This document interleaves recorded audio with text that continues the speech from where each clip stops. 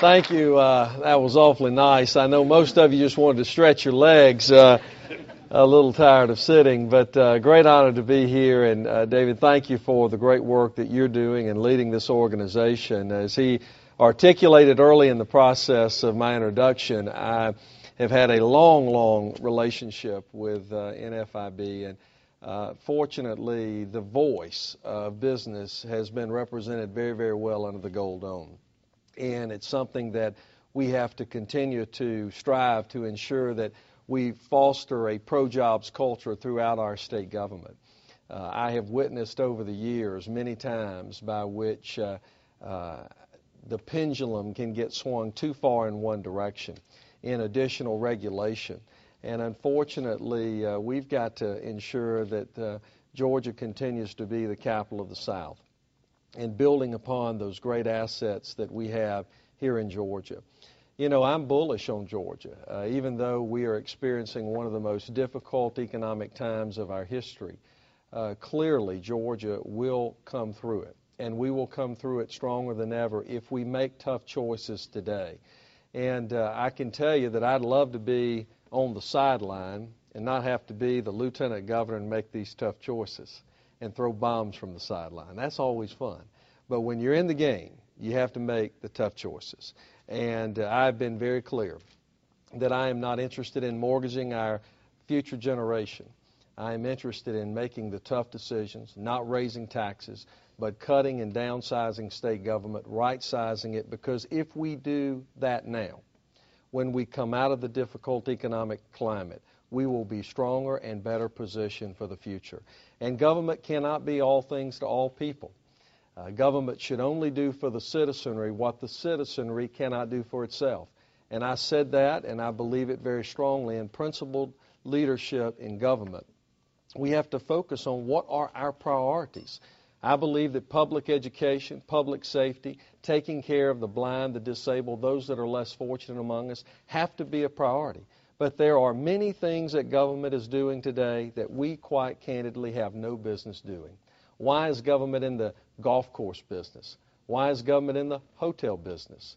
You as the private sector can do it better and do it at a better cost to our state. And I'm committed in making sure that those things that we can do without are cut from the state budget. And we're going to be focused in making those tough decisions and downsizing this government. And I will tell you also that I am a huge believer in the free market. And I believe that the free market has real solutions, whether it be in health care or any other sector of our economy. And in health care, we've got a proposal on the table that wants to put an increase, a tax, a quality assessment tax, on HMOs, along with a bed tax for the hospitals of 1.6. I think that is counterintuitive to the free marketplace. And I'm not interested in doing anything that is going to cause the 1.7 million people in our state that are uninsured to rise. And I believe if you put an additional tax, you as business owners are not going to be in a position to continue to offer that coverage of health care. I believe we've got to have a serious debate of health care for our state and for our nation to make it more affordable. The ability to where individuals can purchase the amount of insurance that they need at a price by which they can afford. And we've never put those two truly together. And I know as a business owner and as an individual that was in banking how difficult it is when every year, year after year, you see your health insurance premiums increase. It's a difficult choice that you have to make. And we, as public policymakers, need to make sure that you have the tools necessary to adapt to meet the needs of your employees. And we're going to be committed to that. Putting a tax, an additional tax, on HMOs is not the right proposal, I can assure you. Moving forward, we've also got to give you some stability in your property taxes.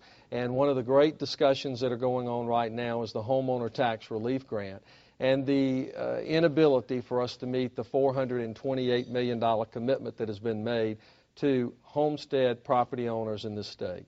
I can tell you that it is my intent and my desire to make sure that we find the additional cuts in the budget to facilitate the commitment that we've made. Moving forward, I think we need to take it a step to the next level, and that is have property tax assessments capped. So that is, for commercial and residential individuals, you know from one year to the next what the maximum amount of tax liability you're going to have, the predictability that's associated with that. I think we also need to look very seriously in raising the homestead exemption to help those property owners as well. This is not a time for increasing taxes. This is a time for cutting waste out of state government and getting spending under control. I've said many times before that government does not have a revenue problem. Government has a spending problem. And we've got to get spending under control, and that is exactly what our intent is going to be this legislative session. Each of you make a great contribution every day because you risk your capital in order to create jobs.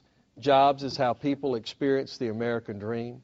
It is the hope by which our country has been founded on and where we've seen great prosperity. We believe and we need someone who will stand up and fight for the American dream each and every day. And I have that unique opportunity as your Lieutenant Governor. I appreciate the commitment you've made to me, but more importantly, the commitment that you've made to your communities, to your employees, and to this great state. And together, we will continue to move this state forward and allow it to be a beacon of the world. Thank you so much. God bless you. All right.